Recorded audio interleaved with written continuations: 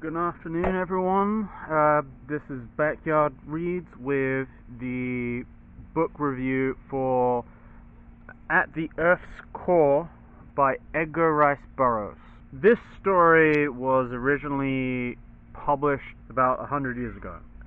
It's a sort of pulpy sci-fi story about a pair of guys on the Earth's surface tunneling down with the machine, or the mole, I think it's like the iron mole, I'm not sure, down from the Earth's surface, down into the core of the Earth.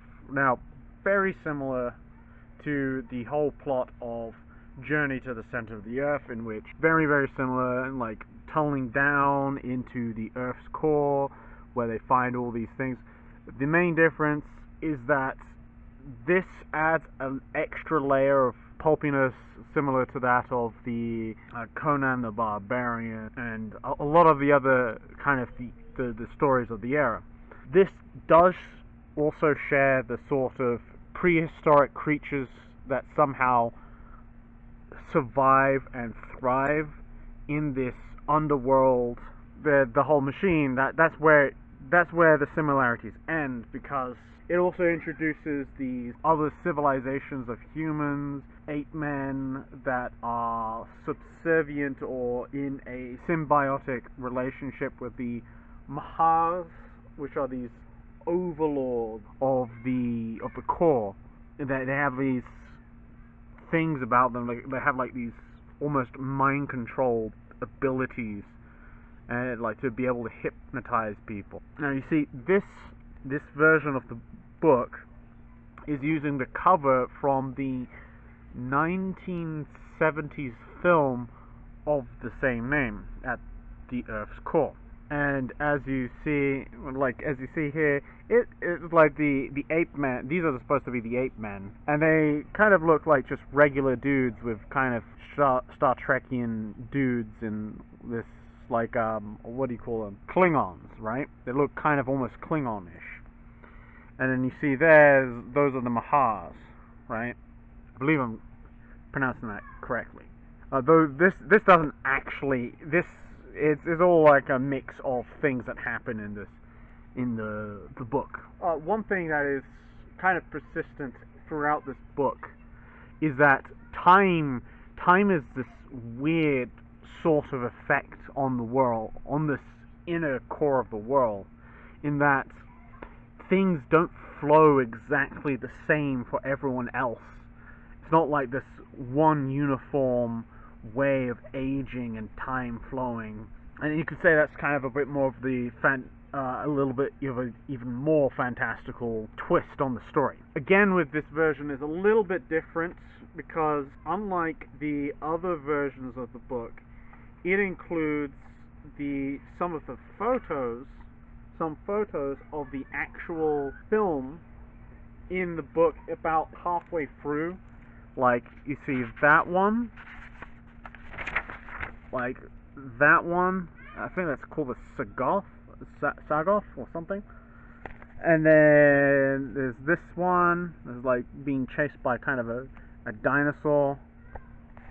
Then there's this lady who's playing Diane the Beautiful, and certainly a different time. And there's a Mahar in the costume, and him throwing a spear at it. Wrestling creatures, more Mahars, and a fortress. You'll probably never find this edition unless you really search like rare bookstores or something. But this isn't about the edition itself, but rather the story. One thing I would have to say is that it's a pretty interesting story, and there's it goes into this kind of prehistoric cultural things of like humans evolving alongside everything else from prehistory, and like the Mahars, these creatures, these flying reptilians, are like the dominant species, and they can do all sorts of crazy things, and they like eat humans and stuff, and it's pretty cool. This book is, I believe, the introductory series of Pellucidar, where it's this pulpy science-y fiction world of tribalistic prehumans. No, not prehumans, but like tribalistic, like prehistoric humans, in this world filled with dinosaurs, filled with these saber-toothed tigers, mammoths, and all these other kind of creatures. The apemen sagas that enslave regular humans, servants, as food for these guys, and so on, so on. Edgar Rice Burroughs, now, from my understanding, is that there is some crossover with the Pellucidar series of books and the Tarzan set of books, which, you know, Tarzan was written by Edgar Rice Burroughs. Now, there's this consistent through line of two characters from the outer earth trying to get to grips with this strange sort of other world that's within the world they know. It actually does borrow quite a bit from Journey to the Center of the Earth, in that there's a moment in the tunneling process in which there's a shell of ice threatens to freeze over the things. But one thing is for sure is that it's told entirely in the first person, and it's told in a way as a recounting of the main characters. As the main characters, I believe his name is David. I'm not sure. Yes, David. But it's told from David. It's like a recounting of the events of the story, but it does have a slight bit of the unreliable narrator, at least in this story. And I'm not sure if that's entirely purposeful, in which mostly near the end, like where it's like, oh, is it kind of true or is it not? Who knows? Because it also plays with this concept of time, because there's moments in there where it's just like, oh, you have no idea if it's been days, hours, minutes, or months, or even years.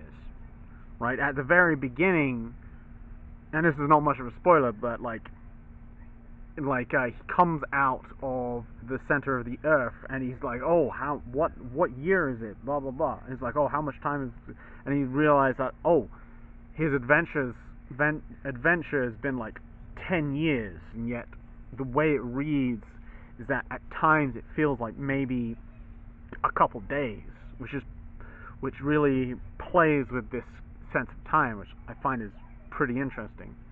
And the way it ends is also very unsure of like what exactly happened, because while the prologue is like him coming back up, and almost the entirety of the story thereafter is him explaining what happened, except again for the last couple pages, in which he plans to tunnel all the way back down with some of the modern day advancements, like of technology, wires, gunpowder, books, and other sorts of things that they can use for the humans in the core, so that they can be saved, right? So they can thrive and be happy, and so on, so on. One thing I have to say is that it is, while the world seems to have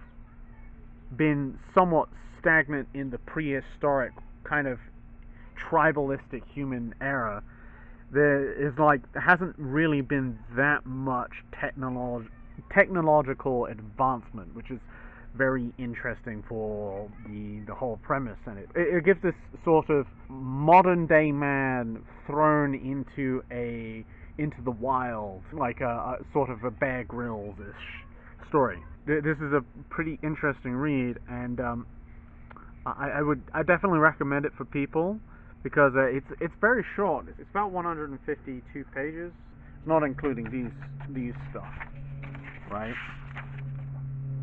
And when you take that into account, it's a pretty short book. You can feasibly read this within just one day, and you would be pretty fine. Now, there's not much, like, to take the cover off. It's kind of plain. It's kind of boring. It's not really very interesting, but that's not. Well, then that's fair enough. This isn't exactly a very common book to find, but yeah. So at the F core, I hope you love it.